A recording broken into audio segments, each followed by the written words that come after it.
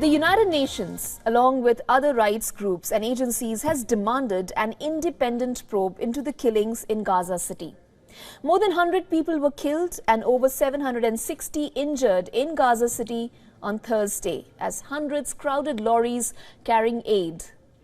The Hamas, which controls the Gaza Strip, has accused Israel of firing at the civilians scrambling for food. Israel says most of them died in the stampede that followed after its forces fired warning shots. A team of UN observers studying the incident in North Gaza says most of the deceased and injured suffered bullet wounds. Reports and videos of Israeli tanks firing in the direction of the crowd have also surfaced.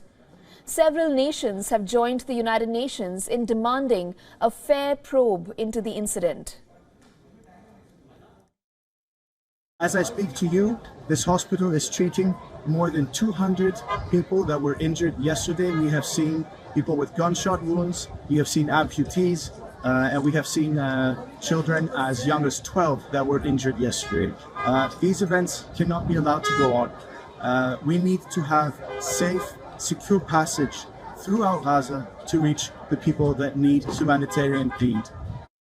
Now, this is not the first massacre reported from the Gaza Strip since the beginning of the war. In one of the earliest and deadliest massacres, an explosion at the Al-Ahli hospital in Gaza City reportedly killed 471 people. Now, this was on October 17th, which was just 10 days after the October 7th attack on Israel. Most of the deceased were civilians seeking refuge from the Israeli ground assault in northern Gaza. Hamas blamed the blast on an Israeli airstrike. Israel says it was caused by a misfiring Palestinian rocket, an assertion later backed by Washington. Now, less than a month later, Israeli troops stormed Gaza's biggest hospital.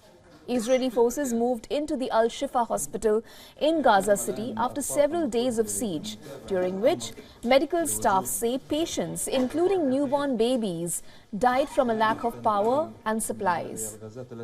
Now, the Israelis say the hospital had been used to conceal the underground headquarters for Hamas fighters, a claim which the hospital staff denied. More than 20 patients died during the raid, and over 1,000 people were trapped inside the hospital during the raid.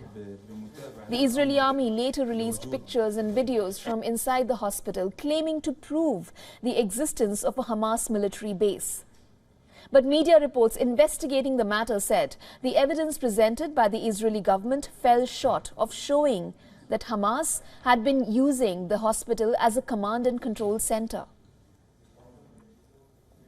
For all the latest news, download the WION app and subscribe to our YouTube channel.